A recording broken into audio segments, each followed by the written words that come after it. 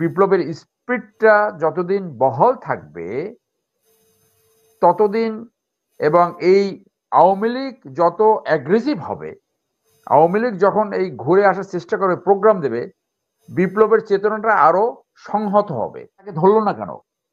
যে স্বরাষ্ট্র অ্যাডভাইজার ছিল, কে বাধা দিয়েছে তাদেরকে অ্যারেস্ট করতে?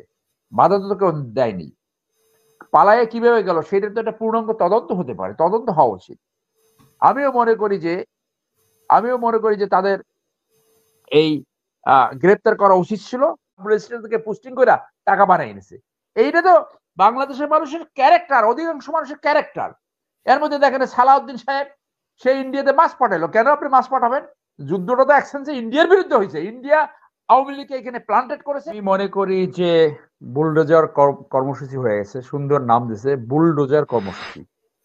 তো এই বুলডোজার কর্মসূচি ডেফিনেটলি আমার মনে হয় পরিকল্পনার অংশ হিসেবে হয়েছে, এবং এখানে সরকারের অনুমোদন রয়েছে। আমি ওই সময় 5ই ফেব্রুয়ারি আমি পিরোজপুরে অবস্থান করছিলাম। আপনি অবগত রয়েছেন যে আমার মা 4 তারিখ মৃত্যুবরণ করেছে। সো আমি পিরোজপুর থাকাতে যখন আমি টের পেলাম 32 নম্বর যখন ভাঙছিল বা এই আলোচনা আসছিল, তখন আমাকে যদি সবাই চেনে, 4-5 জন আমাকে এসে বলল যে পিরোজপুর শহরের যে সন্ত্রাসীর যে আতুর ঘর, ওইখানে একটা ধানচুরের আসামি ছিল, আউয়াল আর একটা মালেক, 4 ভাই সন্ত্রাসের হোতা ছিল ওখানে। এবং এই 2 ভাইয়ের বাসা পাশাপাশি। আমাকে একজনে বলল যে এখানেও বুলডোজার কর্মসূচি হবে।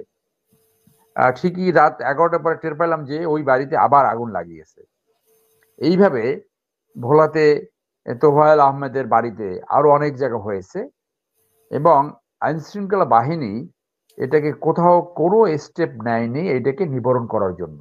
দ্যাট মিনস এইটা কমপ্লিটলি সরকারের অনুমোদনে এইটা হয়েছে। সো এইটা সরকার মনে করেছে যে এটা বাধা দিলে হিতে বিপরীত হবে হয়তোবা, যার জন্য তারা এই উত্তেজিত ছাত্র জনতা কে আটকায় নাই, এবং এইটা ডাইরেক্ট প্রভোকেশন আসছে শেখ হাসিনার কাছ থেকে। এবং দুর্ভাগ্য হলেও সত্য যে আজকে ইন্ডিয়া এই সমস্ত চোর, লুটেরা এবং সন্ত্রাসীদের আশ্রয় দিয়ে তাদের পরিকল্পনা অনুযায়ী বাংলাদেশের এই বিপ্লবী সরকারকে উইক করে তাদেরকে ব্যর্থ করতে চায়। তো সেই জন্য তারা এই শেখ হাসিনাকে দিয়ে যেভাবে খুশি সেইভাবে বলাচ্ছে, প্রভোগ করছে, যাতে কিছুটা সিম্পথি ড্রর সেই চেষ্টাও থাকতে পারে। কিন্তু মানুষ এখনো ক্ষেপে আছে। অনেকে বলার চেষ্টা করেছে যে এটা ইতিহাসের অংশ। অফকোর্স ইতিহাসের অংশ, কিন্তু ইতিহাসের অংশ ততক্ষণ থাকে যতক্ষণ যারা ইতিহাস সৃষ্টি করে, যতক্ষণ তারা ন্যায্যতার সাথে থাকে, যতক্ষণ তারা জন আকাঙ্ক্ষার সাথে থাকে, যতক্ষণ তারা মানুষের সেন্টিমেন্ট ধারণ করতে পারে। পৃথিবীতে অনেক নায়ক স্বাধীনতা যুদ্ধের নেতৃত্ব দিয়েছে, কিন্তু তারা সেই দেশের ফাঁসির কাস্টে ঝুলেছে। রবার্ট মুগাবে যে ব্রিটিশদের বিরুদ্ধে স্বাধীনতা যুদ্ধের আন্দোলন করেছিল, সেই রবার্ট মুগাবে তার ক্রনিক ক্যাপিটালিজম এবং তার স্ত্রীকে নিয়ন্ত্রণ করতে পারেনি বলে মৃত্যুর আগে সেখানে পতন হয়েছিল তার। এরকম আরো অনেক উদাহরণ দেওয়া যাবে। তো সেই জন্য যে বিপ্লবের স্পিরিট, অর্থাৎ বিপ্লবের স্পিরিটটা যতদিন বহাল থাকবে ততদিন, এবং এই আওয়ামী লীগ যত অ্যাগ্রেসিভ হবে, আওয়ামী লীগ যখন এই ঘুরে আসার চেষ্টা করবে, প্রোগ্রাম দেবে, বিপ্লবের চেতনাটা আরো সংহত হবে, আরো স্ট্রং হবে। আবার এই যে ডিভিশন গুলো হচ্ছে, সেই ডিভিশন গুলো কমে যাবে। সেইটার উদাহরণ আমরা দেখলাম 5 তারিখ, যে শেখ হাসিনা যত হুঙ্কার দিবে, বিপ্লবী চেতনা তত জলাঞ্জিত হবে, তত তত আরো স্পিরিটেড হবে, এবং সেইটা আরো আরো আরো ওয়েব সৃষ্টি হবে। বাট এটা ডেফিনেটলি একটা প্ল্যানের অংশ হিসেবে ছিল, যার জন্য এই অনেকের বাড়ি আক্রান্ত হয়েছে এবং জ্বালিয়ে দিয়েছে, এবং এতে জনগণ অখুশি হয়েছে বলে অন্তত আমার মনে হয় না। কিছু বুড়া লোক, ওল্ড হ্যাগার্ড কিছু, তারা এই ইতিহাস ঐতিহ্যের কথা বলছে। তো সেটা তারা বলবেই, ভিন্ন মত অবশ্যই থাকবে, ভিন্ন মতকে অবশ্যই ওয়েলকাম করতে হবে। সেইখানে যে আজকে ইন্ডিয়া আপনি দেখেন যে বাংলাদেশের প্রত্যেকটা আভ্যন্তরীণ ইস্যুতে ইন্টারভেন করছে, কিন্তু কখনই 14, 18, 24 নির্বাচন নিয়ে একটি কথা বলে নাই। তারা দে আর ভেরি কুইক, কম্পিটিশন হয়েছে এক ক্ষেত্রে চায়নার সাথে এবং ইন্ডিয়ার সাথে, কে আগে রিকগনিশন দিবে, কারণ ওইটা ছিল তাদের পুতুল সরকার। অতএব ইন্ডিয়া সব জায়গায় ইন্টারভেন চেষ্টা করবে, এবং ইন্ডিয়ার বর্তমান প্রজেক্টটা হলো অন্তর্বর্তীকালীন সরকারকে উইক রেখে দ্রুত একটা নির্বাচন দিবে, যথাযথ সংস্কার ব্যতীত। এখানে বিএনপিকে দিয়ে ভুল করায়া আওয়ামী লীগকে পুনর্বাসন করবে, কারণ আওয়ামী লীগের কোনোদিন পতন হবে এটা কোনোদিন ভাবে নাই। সেই প্রজেক্ট এখন আছে। আই হোপ বিএনপি নীতি নির্ধারকরা এটা রিয়ালাইজ করবে। যেটা বেনজির বললো যে দ্রুত একটা নির্বাচন হবে এবং 90% পুলিশ আছে। এক্স্যাক্টলি এটা তো আমি আপনার এই প্রোগ্রামে বোধহয় 3 মাস আগে বলছি, মানে 5 তারিখের অগাস্ট সেপ্টেম্বর ভিতরে বলছি যে রয়ের প্ল্যান এখন এটা আমাদের অ্যাসেসমেন্ট, বোঝাই যায় এটা। তো সেই জন্য তো এখন আবার ওই প্রসঙ্গটা একটু আসি, মোস্তাফিজ শুনে নেবে পরে। তার অ্যাসেসমেন্টের সাথে আমি আবার দ্বিমত পোষণ করি। আমি জেনারেল ওয়াকারকে এখানে দেখি যে ফ্রাউনের নিয়ন্ত্রণে, ফ্রাউনের বাড়িতে যে মুসা আল্লাহ সাল্লাম সৃষ্টি হয়েছিল, আমি জেনারেল ওয়াকারকে তার আবির্ভাবকে আমি ওইভাবে দেখি। তার জায়গায় থেকে সে যেভাবে হ্যান্ডেল করছে, এর চেয়ে ভালোভাবে হ্যান্ডেল করার অন্য কোনো বেটার অপশন আছে বলে আমার মনে হয় না। অন্য একটা অপশন আছে, সেটা হলো সে ক্ষমতা নেওয়া, যেটা আমি যতটুকু বুঝি তিনি কোনোভাবে ক্ষমতা নেবেন না, নিলে ওই 5 তারিখের পরেই নিতে পারতেন। তিনি চাচ্ছেন যে অন্তর্বর্তীকালীন সরকার, যাদের ইন্টারন্যাশনাল সাপোর্ট রয়েছে, তারা এই দেশকে চালাবে। তো যদি কেউ ক্যান্টনমেন্টে যে পালায়, তাকে কি সেনাবাহিনীর লোক গুলি করে মারবে? তো সেই সময় সরকার তাকে ধরলো না কেন? যে স্বরাষ্ট্র অ্যাডভাইজার ছিল, কে বাধা দিয়েছে তাদেরকে অ্যারেস্ট করতে? বাধা তো কেউ দেয়নি। পালায়ে কিভাবে গেল সেটা তো একটা পূর্ণাঙ্গ তদন্ত হতে পারে, তদন্ত হওয়া উচিত। আমিও মনে করি যে তাদের এই গ্রেপ্তার করা উচিত ছিল এবং তাদেরকে বিচারের সম্মুখীন করা উচিত ছিল। আজকে অল্প কয়টা টপ মানি লন্ডার এবং যারা দুর্নীতিবাজ, এই যে আনিসুল হক, সালমান ইব্রাহিম, এইরকম কয়েকজন ধরা পড়ছে, কিন্তু এর 99% তো পালিয়ে যেতে সমর্থ হলো। এইটা তো একটা তদন্ত আইন মন্ত্রণালয় করতে পারতো। আপনি দেখেন যে কিছু সাকসেস তো করবে, যে কোনো সরকার থাকলে কিছু ধরনের সাকসেস হয়। তাদের এই সংস্কার প্রস্তাব অথবা এইগুলো ইমপ্লিমেন্ট কিভাবে হবে, পরবর্তী সরকার যদি ইমপ্লিমেন্ট করে সেটা জানবে কোথায়? মুনিয়া হত্যার বিচারটা, এই যে একটা ব্যবসায়িক অ্যাডভাইজার বানাইছে, 6 দিন সয়াবিন তল আটকায় রাখলো, 8 টাকা বাড়ালো, তখন এই সয়াবিন তল আবার বের হলো। ওকে তো তখনই ডিসমিস করা হচ্ছিল। আমি তো বারংবার বলছি যে এই অ্যাডভাইজার যে কমিটি আছে, এর অর্ধেক অথর্ব, কোনো অভিজ্ঞতা নাই, রাষ্ট্র চালাবার কোনো ধরনের কোনো ধারণা তাদের নাই। তারা আসছে একটা নাম লেখাইতে, তারা অ্যাডভাইজার হবে এবং সরকারি গাড়ি তারা এনজয় করবে। আপনি দেখেন না ইতিমধ্যে পেপারে বের হয়েছে, কেউ 3টা 4টা পর্যন্ত গাড়ি ব্যবহার করছে। পেপারে যখন এটা বের হইলো, আজকে তো প্রধান উপদেষ্টার দায়িত্ব ছিল তাদেরকে ডিসমিস করা। এই ভোগবাদী ক্যারেক্টার যারা, তারা কেন ওখানে থাকবে? তারা আসছে নাম লাগাই দিয়ে এবং 2 দিনের জন্য এনজয় করার জন্য। আপনার মনে নাই ওই যে অন 11-এর সময় প্রবাবলি একজন বিচারপতিকে অ্যাডভাইজার বানাইছিল, তার ছেলে এবং জামাই মিলে একসাথে সমস্ত রাস্তায় সাব রেজিস্ট্রারদেরকে পোস্টিং করলো এবং সেইখানে কোটি কোটি টাকা হাতিয়ে এনেছে। সেটা নিয়ে মামলা পর্যন্ত হয়েছিল। সেই বিচারপতি মারা গেছে। তো নির্লজ্জ তো একটা বিচারপতি তার সেই ছেলে জামাইকে নিয়ন্ত্রণ করতে পারে নাই, তারা বৈশা এক রাতের ভিতরে সমস্ত সাব রেজিস্ট্রারদেরকে পোস্টিং করে টাকা বানাই এনেছে। এইটা তো বাংলাদেশের মানুষের ক্যারেক্টার, অধিকাংশ মানুষের ক্যারেক্টার। এর মধ্যে দেখেন সালাউদ্দিন সাহেব, সে ইন্ডিয়াতে মাছ পাঠাইলো। কেন আপনি মাছ পাঠাবেন? যুদ্ধটা তো একসেন্সে ইন্ডিয়ার বিরুদ্ধে হয়েছে। ইন্ডিয়া আওয়ামী লীগকে এখানে প্লান্টেড করেছে, বাংলাদেশের গণতন্ত্র ধ্বংস করছে, বাংলাদেশের নির্বাচন ব্যবস্থা ধ্বংস করছে, ইন্ডিয়াকে আওয়ামী লীগকে রেখে বাংলাদেশকে লুটপাট করছে। তো তাকে সেইখানে সে তার মাছ পাঠাই দিল। এই অথর্বগুলোকে সরিয়ে স্পিরিটেড, সাহসী যারা এই চেতনা ধারণ করে, বিপ্লবী চেতনা, তাদেরকে ইনক্লুড করা ছিল। এখন ওনার যে বয়স, ওনার ভিতরে একটা দাদা সুলভ একটা মেন্টালিটি সৃষ্টি হয়েছে, সবাইকে একটু ভালো বলা, সবাইকে একটু রয়েসে করা। কিন্তু সন্ত্রাসীদের সাথে দুষ্ট লোককে আপনি রয়েস হয়ে ভালো কাজ করবেন, এটার উদাহরণ তো কোথাও নাই। ফ্রান্স রেভলিউশনের পরে ফ্রান্সকে কে পুনর্গঠন করছে? Charles de Gaulle, war hero. Yugoslavia কে পুনর্গঠন করেছিল? Marshal Tito. এদের তো একজনেরও কোনো অভিজ্ঞতা নাই, যার জন্য দে আর ফেইলিং। এখন ওই কথাটা আবার একটু বলি, যে এই যে মানুষের যে একটা আশা সৃষ্টি হয়েছে যে সেনাবাহিনী খুব মানে এমন কিছু করবে, সমস্ত দুর্নীতিবাজ, সমস্ত সন্ত্রাসী দোষর, সন্ত্রাসী এবং স্বৈরাচারী তাদেরকে ধরে ব্যবস্থা নিবে। It depends on the person. মনে করেন এই মডেলটা কোথায় ছিল? দক্ষিণ কোরিয়ায়। দক্ষিণ কোরিয়ায় জেনারেল পার্ক শো বাংলাদেশের এই ধরনের দুর্বৃত্তেই তো রাজনীতি সেইখানে ছিল।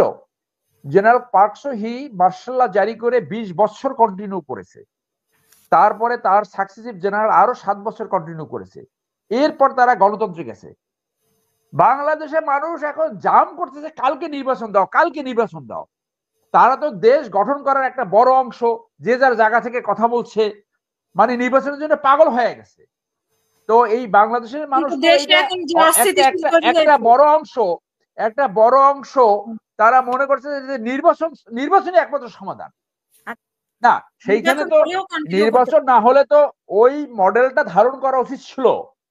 যে এখন সেই মডেলে যাবে কি যাবে না সেটা তো জেনারেল ওয়াকারের সিদ্ধান্ত। উনি পিস লাভিং পার্সন, উনি ইন্টারন্যাশনাল ব্র্যান্ডেড ইউনুস সাহেবের উপরে দায়িত্ব দিয়েছে, তাদেরকে সহযোগিতা করতেছে। সো এই যারা আকাশচুম্বী আশা তার প্রতি করে, তারা অনেক বাস্তবতা জানে না, অনেক কিছু জানে না। যে বাংলাদেশের অভিজ্ঞতা হলো, বাংলাদেশের মানুষ এমন ভাবে ওই যে জোয়ার ভাটা হয় না দক্ষিণ অঞ্চলে আমাদের এলাকায়, মানে সকাল বিকাল মত চেঞ্জ করে। জাতীয় স্বার্থ, জনগণের স্বার্থ বা কিভাবে দেশ পুনর্গঠন করতে হবে এই ধারণা তো অনেকের ভিতরে নাই। বিএনপি তার জায়গা থেকে দ্রুত নির্বাচন চাবে, এটা স্বাভাবিক ব্যাপার। বিএনপিকে মানুষ কিভাবে দেখবে সেটা আগামী নির্বাচন যদি সঠিক হয় সেইখানে দেখা যাবে যে এই যত বদনাম এখন হচ্ছে সব বিএনপির ঘাড়ে চাপছে। সেইটা তাদের তো সুযোগ আসছিল খারাপ লোকগুলো সরাইয়া ভালো লোককে সামনে আনা, সেটা তো হচ্ছে না। সেই দিকে যাবে কিনা সেটা ভবিষ্যৎ বলে দেবে। সেই জন্য আমি বলি এই দায় দায়িত্ব, এই বিপ্লব অনিবার্য ভাবে, আমি সরি টু সে ইনএভিটেবলি বোধ হয় এটা ব্যর্থ হবে। ব্যর্থ হবে এই কারণে, কারণ তারা আজকে বলছে ডিসেম্বরে একটা নির্বাচন দেবে। নির্বাচন দিলে তো তারা ক্ষমতায় থাকবে না, ক্ষমতায় মোস্ট লাইকলি বিএনপি আসবে। বিএনপি তাদের নেতাকর্মীদেরকে নিয়ন্ত্রণ করতে পারে না। সুশাসনের এপিসোড অনেক পরে কথা।